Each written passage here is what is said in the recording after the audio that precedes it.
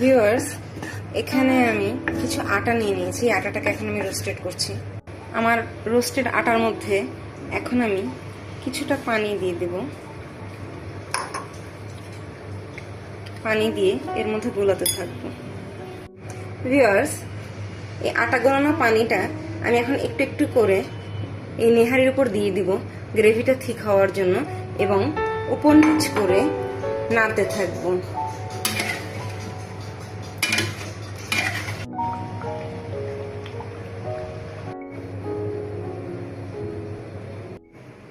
viewers, C